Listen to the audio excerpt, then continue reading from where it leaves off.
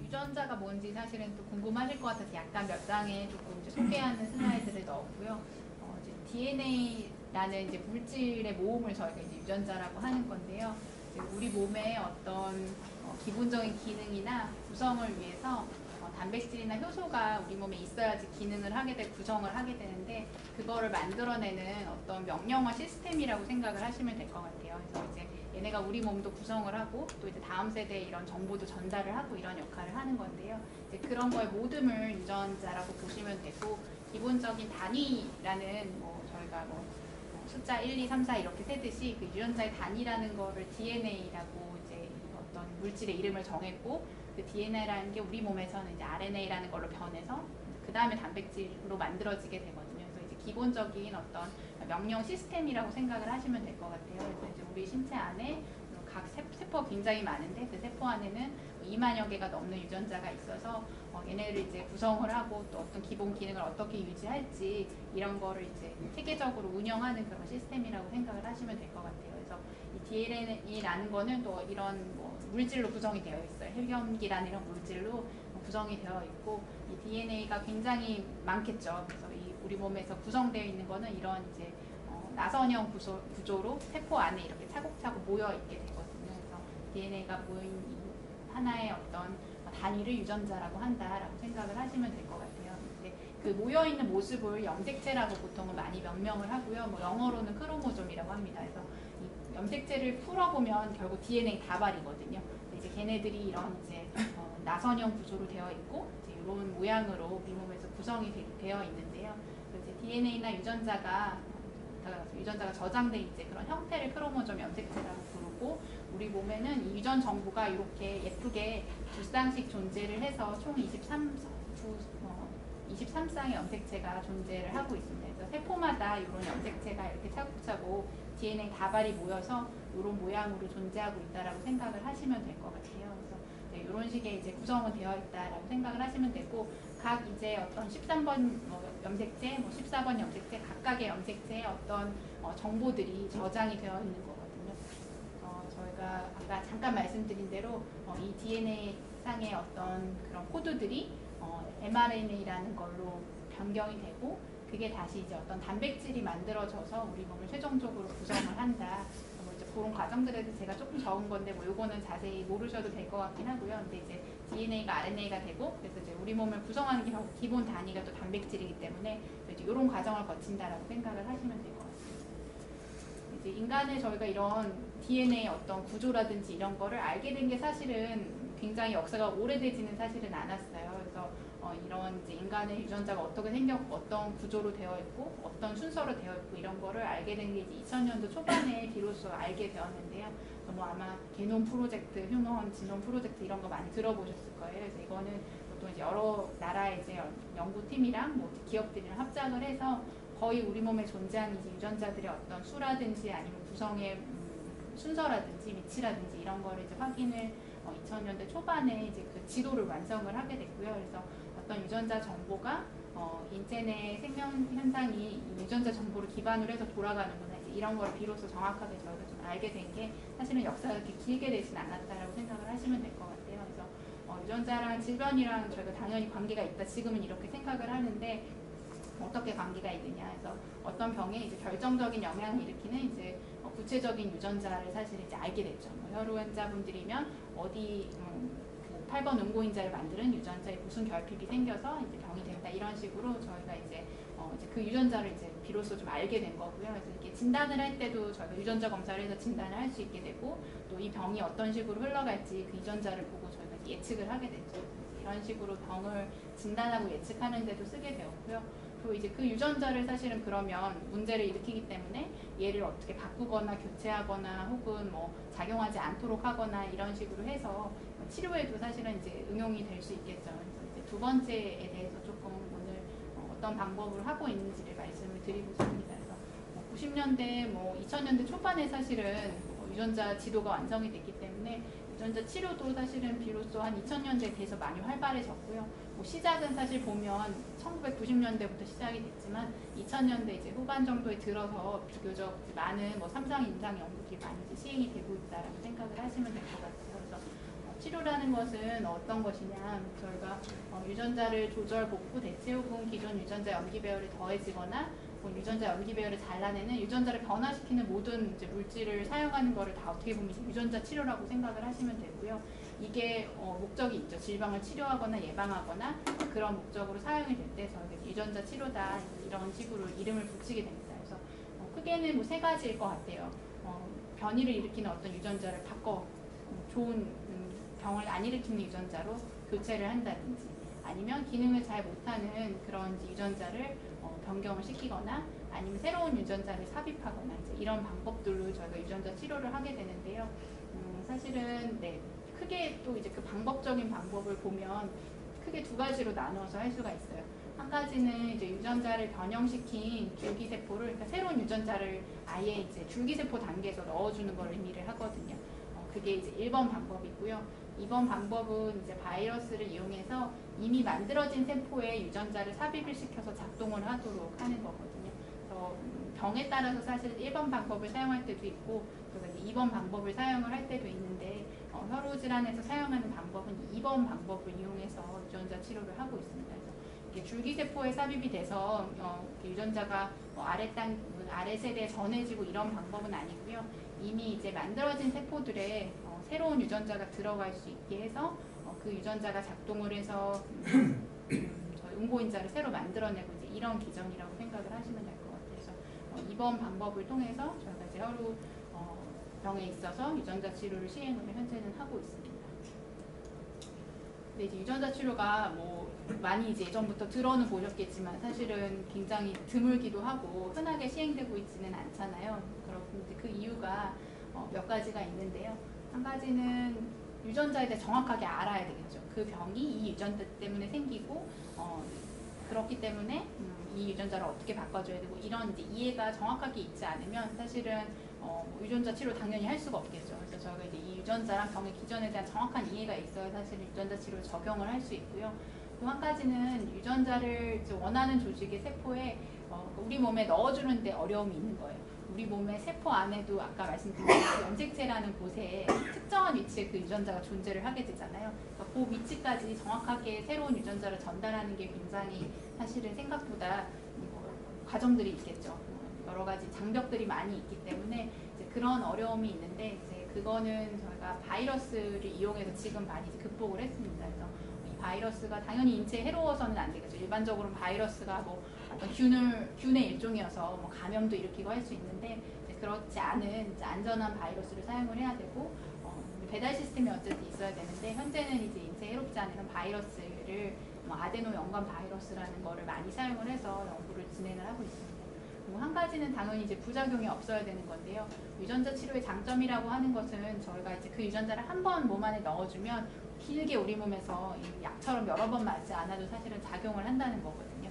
이제 그런 부분을 사실은 이제 증명이 돼야 되고, 그다음에 이제 이 유전자가 여러 군데 들어가서 문제를 일으키면 안 되겠죠. 그 이제 문제가 있는 유전자에만 딱 작용을 해서 그 부분에서만 이제 작용을 해야 되고, 또 이제 그 부분이 사실은 저희가 뭐 다음 아이를 낳는다 했을 때 연결이 되지 않고 다음 세대로 유전되지 않은 이제 이런 부분이 있기 때문에 이런 부분에 대해서 사실은 이제 연구가 많이 진행이 돼야 저희가 이제 비로소 유전자 치료를 적용할 수 있기 때문에 이런 어려움들이 있다고 할 수 있겠습니다.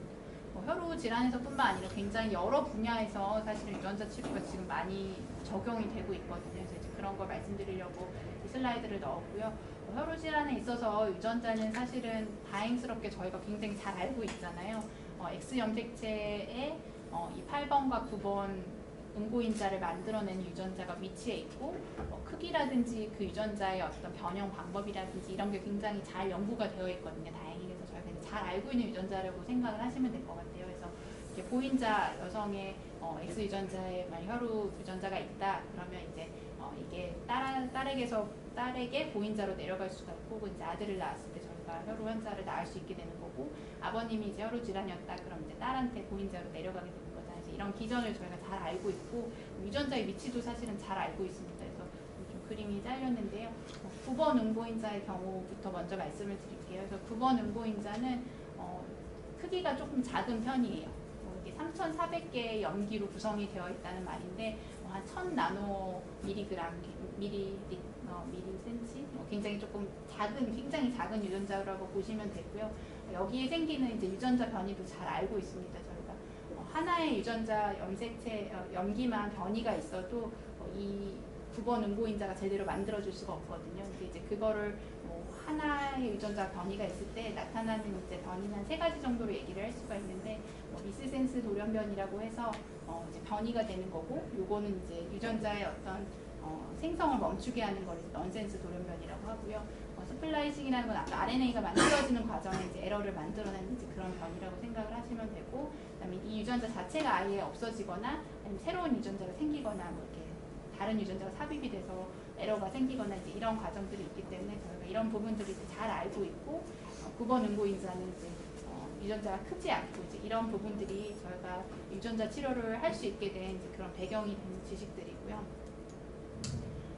예전부터 연구가 많이 진행이 되었습니다. 그래서 좀 잘렸는데 2000년대 초반부터 많이 본격적으로 시행이 됐고, 처음 연구는 1990년대 후반부터 9번 이제 혈우병 비환자분들을 대상으로 해서 유전자 치료가 많이 이제 시작이 됐었고요.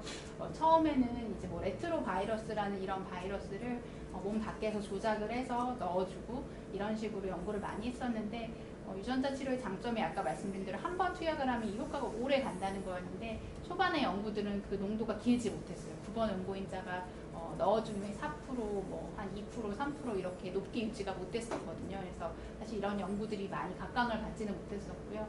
이제 그 이후에 이제 아데노 연관 혹은 아데노 관련 바이러스라는 이제 바이러스를 변경을 시키면서 이런 이제 바이러스들이 굉장히 좀 효과가 좋다는 거가 많이 증명이 돼서 현재는 이제 이 바이러스를 이용해서 조금 체내에서 효과적으로 이 9번 응고인자 농도를 높이는 데 사용이 되고 있습니다.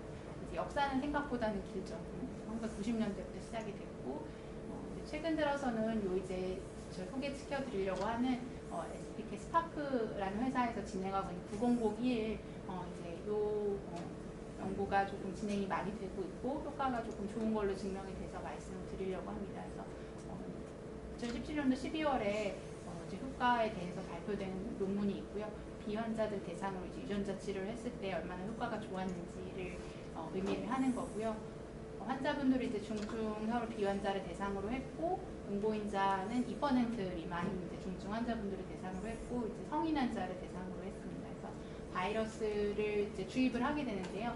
이 바이러스 이렇게 생겼습니다. 바이러스 안에 9번 응고인자, 정상 9번 응고인자가 들어 있습니다. 그리고 이 9번 응고인자가 간으로 잘 배달이 될 수 있도록 이제 저희가 어떤 표지자를 붙여가지고 바이러스 안에 이 유전자를 삽입을 하는 거거든요. 그러면 이 바이러스가 우리 몸 안에 들어가서 간으로 가서 간세포에 이 유전자를 전달을 하게 되고, 이 9번 응고인자가 거기에 삽입이 되는 거거든요. 그래서 바이러스 양은 몸무게당 이 정도의 양을 삽입을 했고, 1시간 동안 이제 바이러스를 이렇게 처리를 해가지고 몸 안에 넣어주는 거고요. 수액 맞듯이 저희 응고인자 맞듯이 그런 식으로 넣어주게 되고, 이 환자를 한 1년 동안 해서 관찰을 했습니다. 10명의 환자를 대상으로 해서 연구를 진행했고요. 보시면 처음 이제 주입받고 이게 4주, 8주, 12주 이렇게 한 달마다 응고인자 농도를 측정을 했는데요. 대부분의 좀 제일 낮았던 환자가 10% 전후해서 응고인자, 9번 응고인자가 유지가 됐고, 대부분의 환자들이 보시면 적어도 한 30% 정도의 응고인자 수치를 꽤 오랜 기간 동안, 이게 48주면 저희가 4년이잖아요. 그렇죠? 꽤 오랜 기간 동안 응고인자 수치가 한 번의 주입으로 한 30% 이상 유지가 된 것을 볼 수가 있습니다. 그리고 10명의 환자 중 2명에서는 일시적인 간 수치, 아까 바이러스가 간으로 갔기 때문에 간 수치 상승이 보였지만 이후로 약을 쓰고선 간 수치 상승은 좋아졌다 이렇게 보고를 하고 있습니다. 그래서 10명 환자에 대한 자세한 내용인데요. 나이는 이제 가장 젊은 환자가 18세 젊은 환자도 있었고, 가장 이제 연세가 있으신 분은 53세 환자분이 있었습니다. 대부분의 응고인자 농도가 1% 미만, 1.6%, 1.7% 가장 높으신 분이었고요. 이제 기존의 응고인자들 다 이제 맞던 분이셨죠. 예방요법을 했던 분도 계시고, 약제가 출혈 있을 때 맞던 분들도 계셨고요. 이분들이 약제를 맞은 이후에 평균적인 9번 응고인자 농도가 아까 말씀드린 대로 가장 낮은 환자가 한 10%대였지만 엄청 높은 환자는 80%까지 또 유지가 됐고요. 대부분 환자들이 30%에서 40% 정도 사이에 응고인자를 1년간 유지를 했던 것으로 보고가 됐습니다. 굉장히 효과가 그래서 좋았죠. 그래서 그 이후에 약제를 맞은 이후에 출혈이 거의 없었다라고 보고를 하고 있습니다.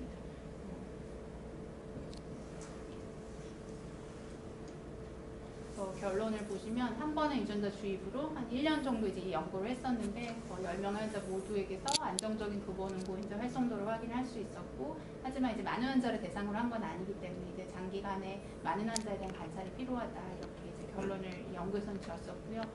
8번 응고인자는 이제 진행되지 못하다가 이제 최근 들어서 이 바이러스 내에 어쨌든 응고인자 유전자를 집어넣는 기술이 개발이 되면서 연구가 진행이 되고 있다라고 생각을 하시면 될 것 같아요. 2016년도부터 본격적으로 이제 8번 응고인자 치료는 많이 이제 활성화가 돼서 진행이 중이고요. 아까 9번 이제 유전자와 마찬가지예요. 이 정상적인 8번 응고인자를 만들 수 있는 유전자를 이제 똑같은 아데노 연관 바이러스라는 데 이제 삽입을 하게 되고요. 삽입된 바이러스를 이제 우리 몸에 주입을 해주면 그 이제 주입된 바이러스가 우리 몸의 간으로 가서 간에서 그 유전자를 이렇게 풀어 놓게 되면 그 유전자가 우리 몸의 세포에 삽입이 돼서 우리 몸에서 이제 8번 응고인자를 합성을 해서 만들어낼 수 있게 된다라고 생각을 하시면 될 것 같아요. 그래서 1상, 2상 임상 시험이 진행 중이어서 아직 이제 여러 농도로, 아까 1상에서는 농도에 따라서 환자가 안전한지 보는 연구라고 했잖아요. 그래서 이제 여러 농도로 이제 바이러스들을 주입을 해보고 있고요. 대상 환자는 18세 이상의 역시 2% 미만의 8번 응고인자를 갖고 계신 이제 중증 환자분들을 대상으로 하고 있고요. 기존에 이제 응고인자를 맞았던 환자들을 대상으로 진행을 하고 있습니다. 그래서 이제 지금까지 이제 한 12명, 요거는 이제 사실 현재는 더 많은 환자들이 이제 임상시험에 등록이 돼 있는데, 이제 보고된 연구는 한 12명 환자에서 시행한 결과가 보고가 되어 있는데요. 이제 요 그래프의 높이가 출혈이 얼마나 이전에 있었는지를 말하는 그래프거든요. 그래서 어떤 환자는 연간 한 40회에도 출혈이 있으셨고, 한 4-5번밖에 없으셨던 분도 있고 한데, 이게 이제 이 시점이 약제를 맞은 이유거든요. 근데 이제 저희가 이 바이러스 유전자 치료를 하고 나서는 보시면 제일 많은 환자가 한 3번, 나머지 환자분들은 출혈이 거의 없이, 그래서 94% 정도 출혈이 줄었다라고 보고를 했고요. 응고인자도 마찬가지, 응고인자를 몇 번 맞았는지 횟수를 이제 이렇게 각 환자분마다 바이러스 유전자 치료를 하기 전에 이렇게 많이 맞았던 환자분들이 거의 95% 이상 약제 투여 횟수가 줄었다라고 보고를 해서 많은 수는 아니지만 어쨌든 12명을 대상으로 봤을 때는 굉장히 효과가 좋았다라고 얘기를 하고 있습니다. 이제 이런 바이러스를 이용한 유전자 치료가 아직은 이제 시작 단계이기 때문에 과제가 있죠. 그래서 증명이 된 것은 그래도 한 10년여 동안 90년대 초반, 2000년대부터 이 바이러스를 사용을 했기 때문에 한 이 정도 관찰을 했을 때 아직까지는 다행스럽게도 장기간의 부작용이 관찰이 된 게 없었고요.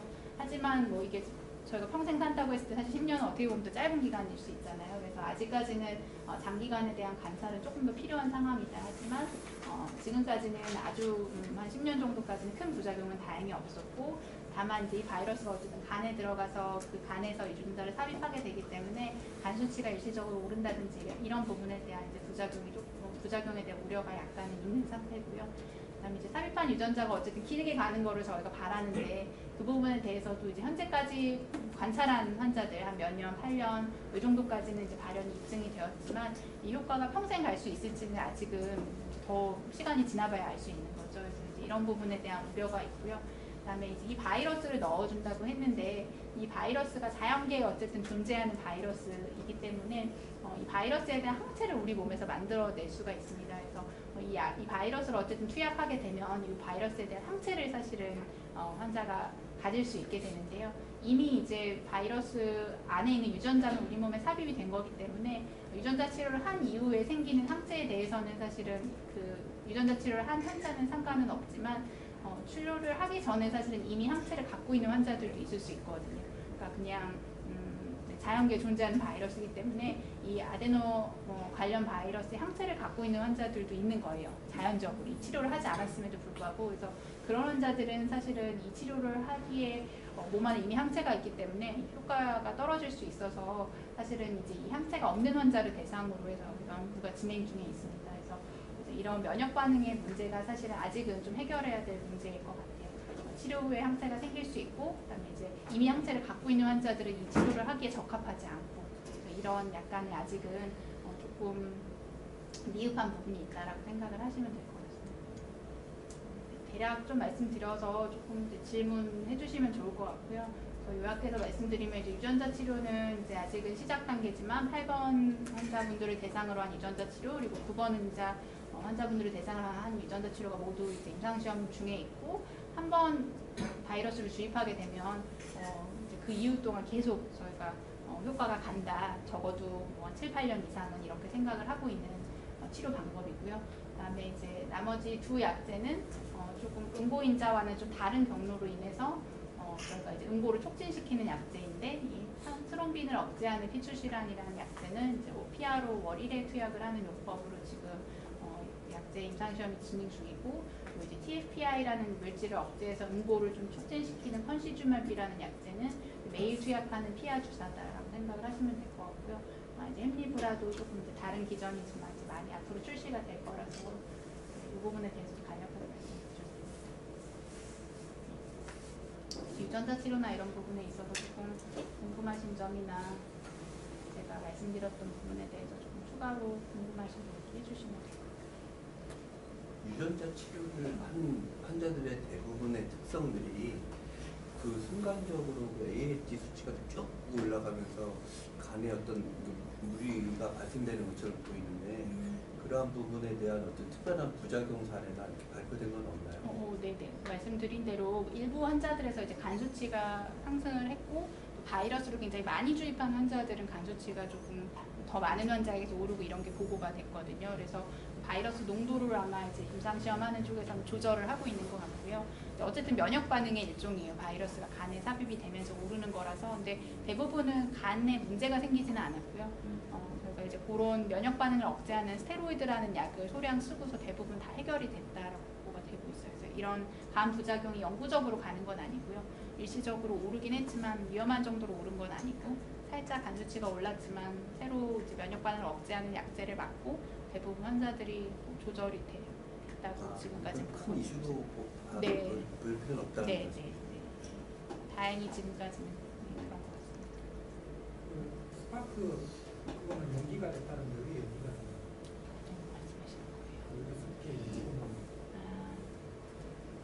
국내에서 진행하는 거에 대한 얘기 말씀하시는 거예요?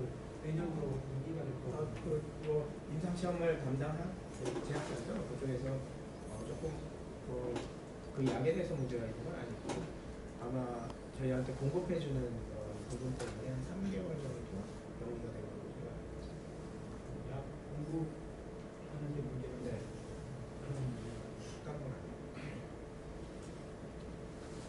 그래서 보통 그 기존에 맞는 치료제들은 이게 반감기가 짧다 보니까 수술을 할 때 그냥 왕창 딱 넣어서 그 레벨을 쫙 올린 다음에 이제 수술 딱 하고 그 다음에 이제 딱 끝내면 되는데, 롱액팅이나 유전자 치료 같은 경우에 대해서 수술할 때는 이 방법이 조금 좀 애매모호하지 않을까? 또 혈전 걱정도 되고 막 이런 부분이 좀 우려가 되긴 하네요. 유전자 치료에 대해서는 아직까지는 제가 수술한 환자들에 대해서는 어떻게 대처했는지는 아마 보고가 된 건 없을 것 같고요. 근데 단기간에 수술이 예측되는 환자는 일단은 유전자 치료는 못하도록 지금은 되어 있어요. 그러니까 뭐 예측하지 못하게 저희가 수술을 하는 경우에는 이제 거기에 맞춰서 좀 치료를 해야 되겠지만, 일단 수술이 예정되어 있는 환자들은 사실 유전자 치료를 지금은 안 하게 되어 있고요. 적어도.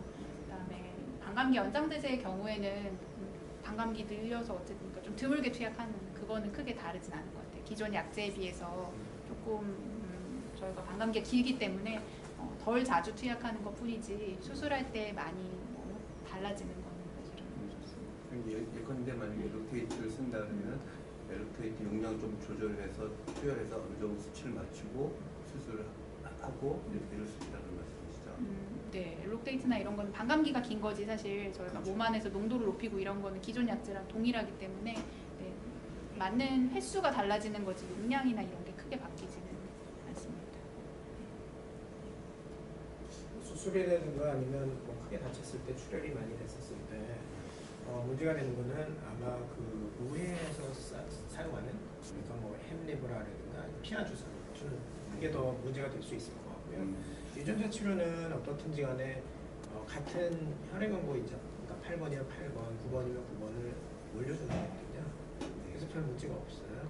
그러니까 10% 이상 여기 뭐 데이터 보면 다 10% 이상 혈액응고인자 자체가 올라가는 거거든요. 우리 몸에서 더 만드는 거이기 때문에 뭐 별 출혈에 대해서는 걱정 안 하셔도 괜찮으실 것 같아요. 그리고 반감기 연장되어 있는 것도 그만큼 혈중 농도를 높게 응고인자를 유지해 주는 거거든요. 다 응고인자가 높게 유지가 되어 있기 때문에 별 문제 없을 것 같고요.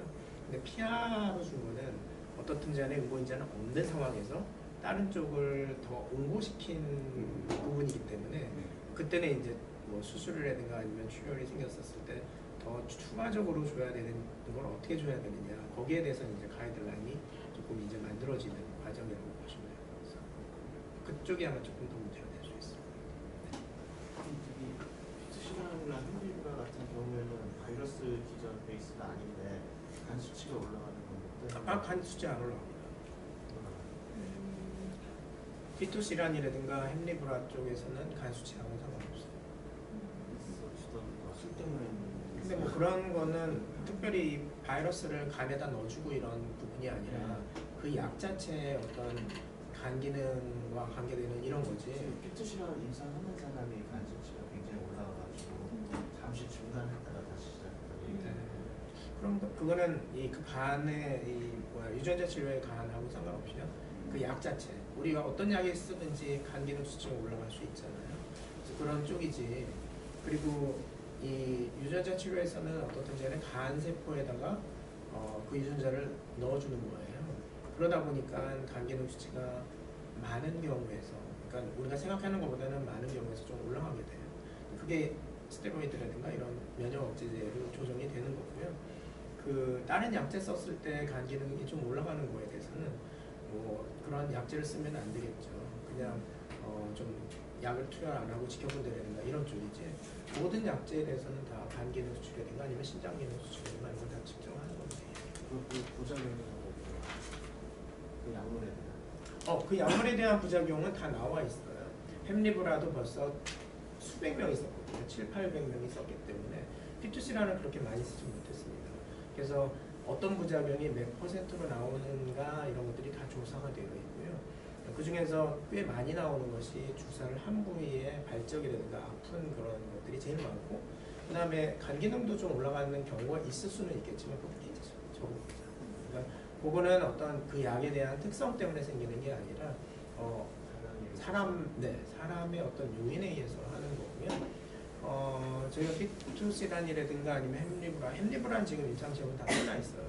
피투시란이랑 컨시즈맵을 할 때 간 기능 수치가 3배 이상 처음부터 올라가 있으신 분들은 안 되고요.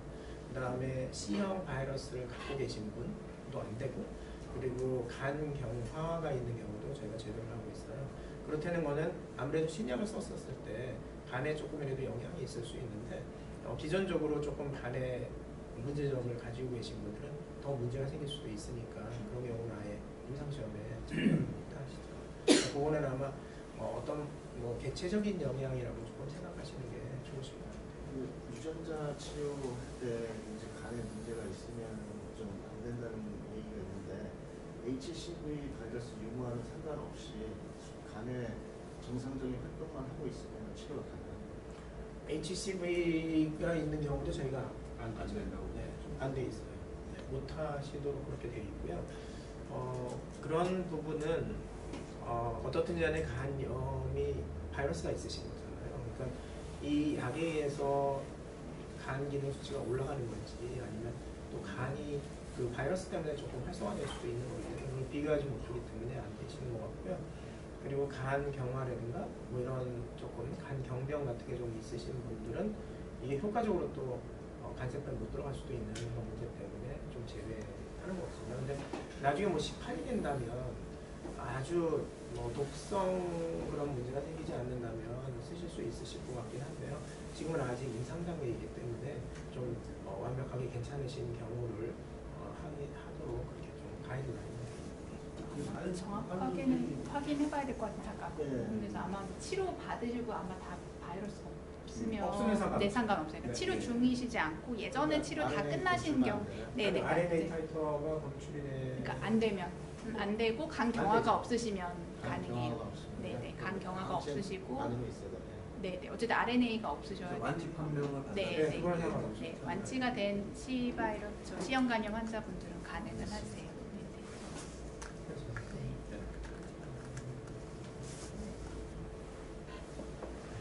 AAV 바이러스를 활용한 유전자 치료의 경우에 그 흔히 알려져 있기로 한 번밖에 할 수 없다 이런 이야기들을 많이 듣는 것이 그 바이러스에 대한 항체 때문인 거잖아요. 그러면 지금 그 AAV의 항체가 필연적으로 다 생기는 것일까요? 아니면은 선택적으로 선별적으로 생기는 걸까요? 필연적으로 생긴다고 찍혀 있습니다. 그러니까 기존에 갖고 계신 분도 있다고 했잖아요. 네. 우리 인구에 우리나라에서는 아직 해보질 않아서 몇 %인지 몰라요. 근데 개발돼서 벌써 뭐 많이 임상 시험한 그런 나라에서는 30% 정도가 아예 항체를 갖고 계시기 때문에 여기 들어가시지 못하세요. 우리나라에서도 한 30% 될 거라고 가정을 하는 거는 일본이 한 30% 정도 돼요. 근데 아무래도 이제 여러 가지 그 환경이라든가 위생관념 이런 부분에 관계가 된다고 생각을 하고 있고요. 그래서 우리나라에서도 조금 진행하면 대략 몇 % 정도는 우리 기존에 가지고 계신 거다라고 알 수 있을 것 같고, 어떻든지 간에 바이러스를 저희가 운반체로 해서 안에다가는 이제 8인자나 9인자 DNA를 넣어준 거죠. 유전자를 넣어준 거긴 하지만 이게 간에 들어가서 운반해서 유전자가 간에 들어가는 거잖아요. 그래서 이거 바이러스가 운반체로만 가긴 하지만 그래도 우리 몸에서는 항체가 생겨요. 그래서 이게 생기기 때문에 아마 한 번 한다, 한 번밖에 못 한다 하는 말씀이 이제 그렇게 나오는 거이고요.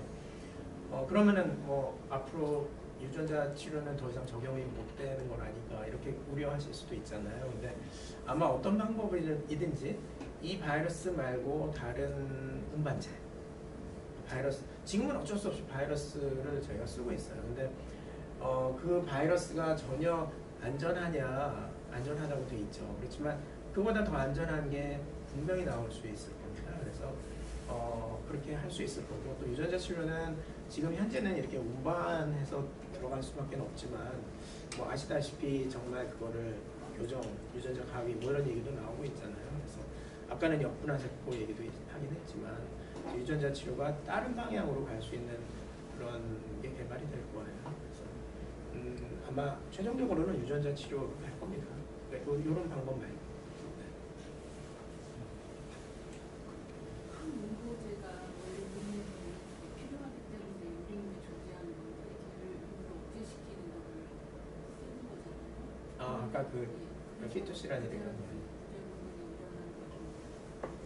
일어나게 한다고 그러시잖아요. 그러면은 그게 아마 아주 최소한의 걸 유지하는 거를 맞습니다. 놔두고 약간 떨어뜨린다는 그런 의미시군요.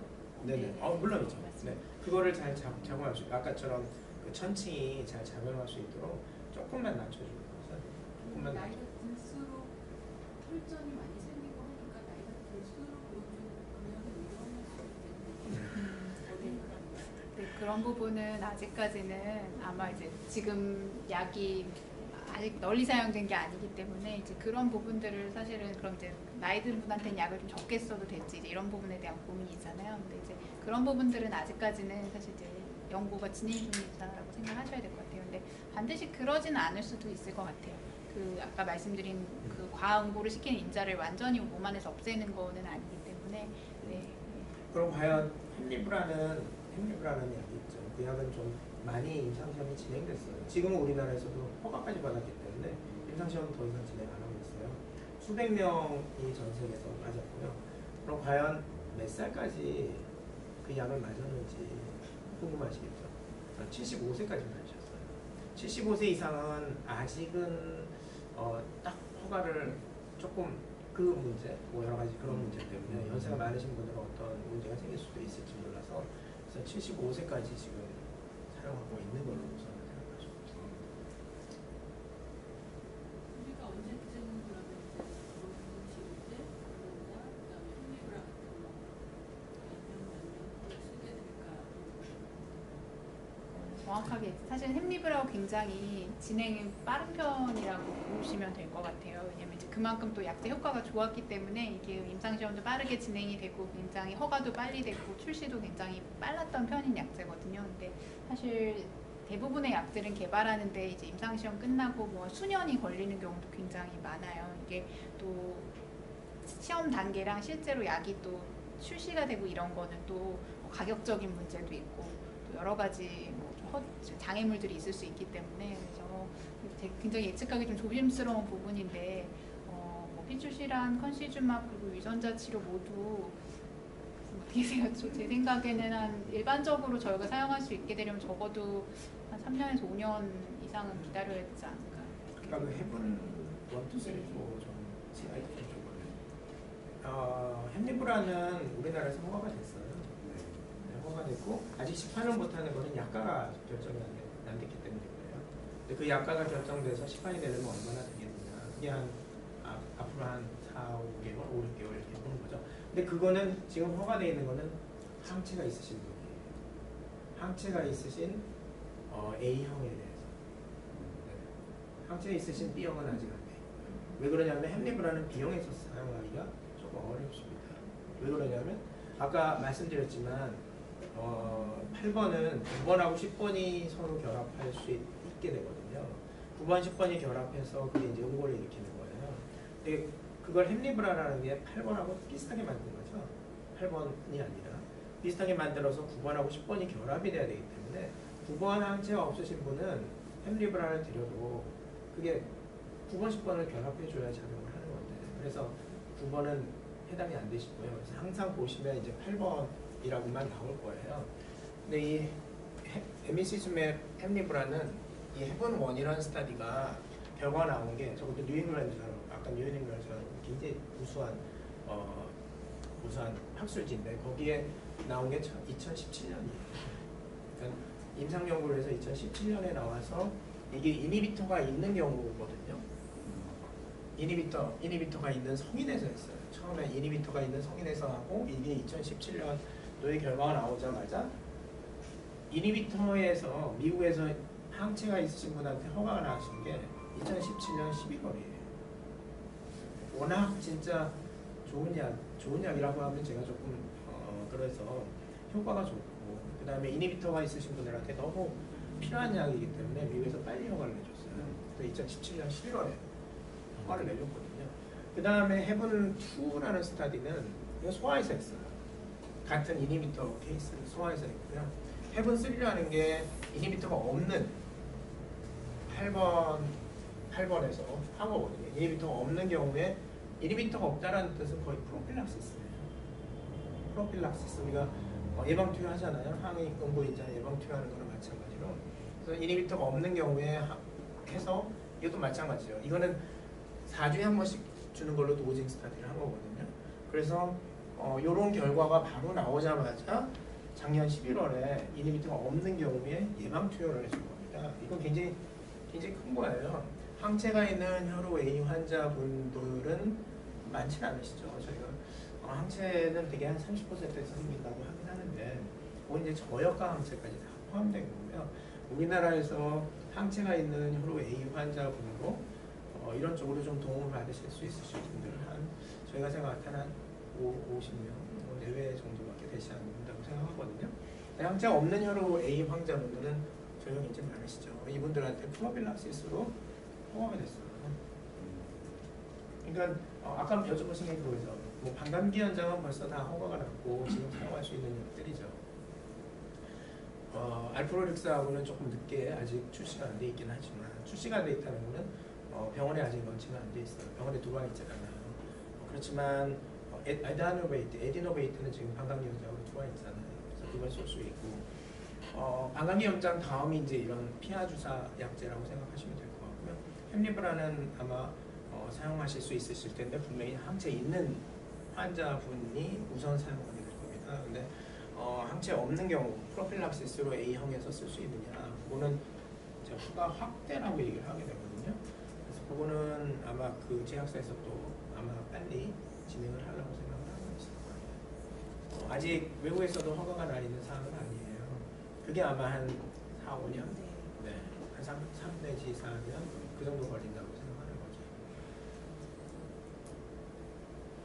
아마 피하 주사에 대한 그런 편리성이라든가 안정성 있다라고만 한다면 정말 우리 환우분들한테는 굉장히 좋은 방법이 되리라고 저는 뭐 당연히 생각해요. 매일 받는 피하도 쉽게 맞을 수 있을 거고 일주일에 한 번, 거기다가 뭐 4주에 한 번씩 피하 투여할 수 있다면 그건 뭐 정말 획기적인 거죠. 그래서 그런 아마 피하 제재들이 이제 나오고 있다라고 보시면 될 것 같아요. 그 강연에 대한 질문이라기보다는 병원 이제 그 슬라이드에 나왔던 그런 그 임상 하고 있는 약품들은 세브란스에서 일단은 다 지금 시도하고 임상을 하고 계시는 약품으로 이제 이해가 되는데요. 그 같은 기존의 임상 약품의 경우에 예를 들자면 이제 컨시주마브 같은 경우인데 안티 TFPI 제품들이 또 다른 것들이 있다. MG1113 같은 네. 것을 이렇게 중복해서 그 진행을 하지는 않으시나요? 정책적으로. 우선 MG1113은 녹십자죠. 13이에요. 13인제 들어갔어요. 13이라는 거는 아까도 얘기했지만 건강한 정상 인구들이 그게 안전한지 그 스타디 들어가 있고요. 그 다음에 이제 환우분들한테 들어가게 되겠죠. 그러려면 시간이 제가 볼 때는 뭐 2단계까지 아무리 빨리 해도 몇 년 걸려요. 아무리 빨리 해도. 지금 콘시스맨 말고도 베이어에서 진행하고 있는 TFPR가 있고요. 그 다음에 피투시랑 있고, 요거는 뭐 전혀 다른 기전의 약제이기 때문에요. 피아로 들어가는 전혀 다른 기전의 약제이기 때문에, 뭐 그거는 조금 어떻게 보면 이제 과정 말씀 주시는 것 같은데요. 저희한테 이제 의뢰가 오죠. 이런 시험 약이 있어서 좀 진행하는 방향으로 이제 저희한테 제안이 오면 저희도 좀 고려를 합니다. 그래서 뭐 어떻게 하는 것이 좋을지, 그래서 다 저희가 선택해서 하는 건 아니고요. 여러 가지 좀 뭐 그런 약이라든가 어떻게 보고됐던 것들을 좀 참고하면서 저희가 할 수 있는 부분들을 선택해서 하죠. 그래서 지금 저희 병원에서 하고 있는 거는 유전자 AB 치료에 대한 임상 시험, 그 다음에 인터시라나고 콘시스맨 이렇게 들어가고 있고요. 유전자 치료는 A형은 바이오마린이라는 데서 하고 있어요. 근데 파이저 그 B형은 아까 스파크라고 했지만 스파크 파이저에서 그걸 인수해서 하고 있거든요. 그래서 아마 지금 그 파이저에서는 혈로 A에 대한 유전자 치료로 아마 조만간 임상 시험을 하는 그런 계획을 갖고 있는 걸로 알고 있습니다. 그러면 그 바이오마린의 BMN 270은 그 진행은 하지 않으신다. 저희 하고 있습니다.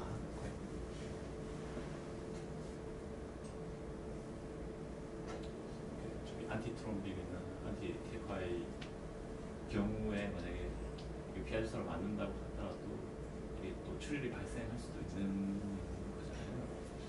그렇죠. 그러면 만약에 출혈이 발생을 하게 되면 기존에 맞는 팩터들 그것도 그냥 추가적으로 맞아야 됩니다. 그거에 대한 임상 시험에 들어오시면 가이드를 드리고요. 네. 항체가 있으신 분들은 우회인자를 보통 반용량 정도로 저희가 공부를 하고 있고요. 항체가 없으신 분들도 마찬가지로 기존의 응고인자분은 조금 낮은 용법으로 해서 저희가 예를 들어 뭐 중증 출혈 50단위 맞았다 그러면 조금 더 낮게 한 30단위 이렇게 해서 출혈이 만약에 이 약제를 맞고도 추가로 있으시면 기존의 약제를 추가로 맞으시는 거긴 해요. 근데 이제 용량을 저희가 좀 줄이는 방향으로 하고 있고, 그건 이제 잠깐 말씀드린 혈전 같은 데 조금 우려될 수 있어서 반대로 출혈이 없는 것뿐만 아니라 거기에 더해서 또 혈전이 생길 수 있기 때문에 용량을 기존의 약제를 조금 줄여서 사용하는 방식으로 해결을 하고 있습니다. 출혈되려면 몇 가지가 있잖아요. 그냥 뭐 간단하게 출혈이 될 수 있고 또 중증 출혈이 있을 수 있고 주로 관절 출혈 같은 네. 그런 생각까지. 네. 그때는 뭐 당연히 기존에 맞으시던 보이지 않을 각도로 저희가 가이드를 갖고 하고 있습니다. 근데 지금 저기 소아 같은 경우에는 이게 주사 맞는 횟수도 되게 중요하잖아요. 그렇죠. 애들 되게 스트레스 많이 받으니까. 근데 이제 핏주시라는 저게 뭐 지금 임상시로 뭐 그냥 원스로 하고 네, 있고 이 컨시주맥 같은 경우에는 지금 데일을 하는데 이게 어떤 차이 때문에 저렇게 그냥 약제 차이로 보시면 돼요. 네. 약제 거의 차이. 약제 차이로 기전이 보시면 되고요. 다르고 그다음에 그런 안정성 염려든가 어떻게 보면 기간을 길게 맞으면 있어요. 용량이 조금 적기는 적어요. 콘시주가 매일 맞지만 한 번 들어갈 때 용량이 그러니까 CC로 좀 적긴 하거든요. 그래서 아마 딱 두 약제를 어쨌든 한 번 투약했을 때 뭐 아마 통증이나 이런 발적은 아마 핏줄질환이 조금 더 아무래도 용량이 좀 더 많아서 그런 장단점은 있을 것 같아요. 근데 그거는 이제 저희가 임의로 선택하는 건 아니고요. 그 약제 개발 자체가 아까 교수님 말씀하신 대로 약의 효과도 좋아야 되고 드물게 맞으면 맞을수록 좋지만 사실은 어쨌든 출혈이 안 나야 되는 그런 효과를 봐야 되기 때문에 그 효과를 최적화할 수 있는 용량이 지금으로서 핏줄질환은 한 달에 한 번이고 컨시주방인데 매일 맞는 게 권고가 되고 있어서 그렇게 일단 시험은 진행 중에 있습니다. 데이터적으로는 저기 안티초피나 안티 TFI 서로 비교 자체는 어떤 게 좀 더 좋은 거 그런 것들은 그거는 아직은 지금 비교는 힘들 것 아직 같아요. 두 개 비교는 좀 안 돼 있고요. 네. 조금 피투시란이 일찍 임상 시험이 진행됐죠. 햄리브라는 됐고요. 이건 벌써 2, 3 여기는 3, 4까지 가 있거든요. 근데 피투시란이 한 환자가 아까 잠깐 그 소개를 하긴 했었었는데 스트롬보시스 생겼었던 환자, 혈전 생겼던 환자분이 있거든요. 그분 때문에 임상 시험이 잠깐 중단됐어요. 몇 개월간. 한 분이 사망하시는 바람에 임상 시험이 좀 중단이 됐었었고요. 그러다가 이제 그 사망한 얘가 어떤 과정으로 뭐가 판단이 잘못돼서 했고 그 다음에 이때는 어떤 가이드를 어떻게 해야 되겠구나, 어떤 약을 어떻게 줘야 되겠다라는 게 좀 확립이 된 다음에 다시 시작했죠. 다시 시작한 약이에요. 지금은 이제 그런 어떻게 보면 그런 문제점이 있었을 때 또 해결되는 방향이 생겨서 다행이라고 생각하는데요. 그런 가이드라인이 만약에 그런 경우에 어떻게 해야 된다라는 것들이 다 좀 저희한테 주의하게 보게 이렇게 돼 있죠. 그래서 피투시란이라든가 컨시즈맥을 하는 경우에는 집에서 우선 페이바 약을 아예 없애라. 집에 가지고 계신 페이바 약을 무조건 다 폐기 수거하라라는 게 가이드라인으로 돼 있습니다. 임상시험에 대해서 조금 더 말씀드리면 핏주시란이라는 약은 이제 임상시험에 만약에 들어오실 의향이 있으시다 그러면 이게 다 약을 맞으시는 건 아니고 위약분이 있어요. 그래서 2명이 약을 맞는 환자면 한 분은 안 맞는 분으로 배정이 돼서 비교를 하는 연구거든요. 그래서 이제 막 주사위를 돌리는 거예요. 그래서 임상시험 하신다 그러면 이제 60%는 약을 맞게 되시는 분에 속하고 나머지 30% 정도는 이제 안 맞지만 대신 이제 보고를 하는 거예요. 안 맞는 환자도 얼마나 출혈이 있었는지 저희가 맞는 환자랑 안 맞는 환자를 비교를 하는 거거든요. 이게 한 환자에 있어서 비교하기 어렵기 때문에 맞는 분, 안 맞는 분 이렇게 비교하는 연구가 일단은 진행 중인 거고요. 컨시주맙은 일단 임상시험에 들어오시면 약은 다 맞지만 처음부터 맞는 건 아니고요. 6개월간 관찰, 그러니까 기존에 하던 대로 이 컨시주맙이라는 약을 맞지 않고 기존의 약제를 계속 맞으시면서 6개월 동안 보고를 하는 기간이 있고 그 이후에 이제 맞게 되는 그런 차이가 좀 있어요. 핏주시란은 맞는 분으로 속하게 되면 바로 약을 맞으실 수가 있고요. 대신 이제 안 맞게 되는 확률도 조금 있다. 그냥 안 맞으면서 관찰을 해야 되고 보고해야 되는 이제 그런. 계속 출혈 나기는 그 사이에는 이제 계속 쓰는 약을 쓰시고요. 네. 그 약은 아마 다 이쪽에서 뭐 어떻든지 간에. 네, 기존의 약을 쓰시고 그런 차이는 좀 임상 연구 약간 디자인의 차이는 있습니다. 그리고 유전자 연구도 마찬가지로 관찰 기간이 있습니다. 바로 이제 유전자 연구에 들어가고 싶으시다 하셔도 바로 들어가는 건 아니고요. 6개월 정도는 적어도 이 이제 연구에 대해서 다시 한번 생각도 해보시고 또 이제 기존의 출혈이 어떤지 이런 사항을 좀 보고를 하도록 되어 있고요. 그 이후에 이제 비로소 진짜로 이제 유전자 치료에 들어가게 되는 거거든요. 다 관찰 기간이라는 게 있습니다. 임상에 참여하려면 절차 어떻게 돼야 되나요? 일단은 네, 저희 뭐 외래로 오시거나 아니면 네, 의사를 좀 표명해 주시면 저희가 이제 상담을 좀 드리고 그 다음에 이제 뭐 동의서 이런 거 받고 좀 안내 더 자세하게 드리고